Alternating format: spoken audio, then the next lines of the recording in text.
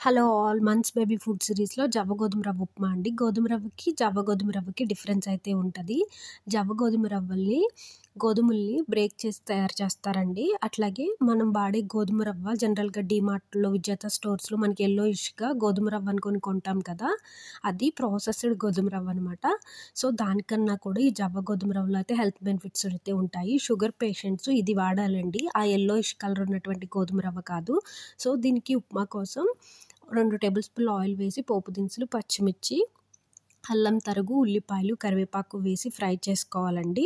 అలాగే కొద్దిగా పసుపు, ఉప్పు కూడా వేసి ఒకసారి బాగా కలుపుకొని ఉల్లిపాయ ముక్కలు మగ్గేంత వరకు మూత పెట్టేసి వదిలేసేయండి. మనం ముందుగా ఫ్రై చేసుకున్నటువంటి జవ్వ గోధుమ రవ్వ ఒక గ్లాస్‌కి 2.5 గ్లాస్ వాటర్ అయితే తీసుకున్నానండి. ఇది ఉడకడానికి కొంచెం వాటర్ ఎక్కువ పడతది. అలాగే ఈ ప్రాసెస్ అంతా కూడా మీడియం టు సిమ్‌లో చేయాలండి. ఇప్పుడు వాటర్ బాగా మరిగాక ఉప్పు సరి చూసుకొని రవ్వను కూడా యాడ్ చేసేసి దగ్గరగా ఎగిరేంత వరకు సిమ్‌లో ఉడకనిచ్చుకోండి.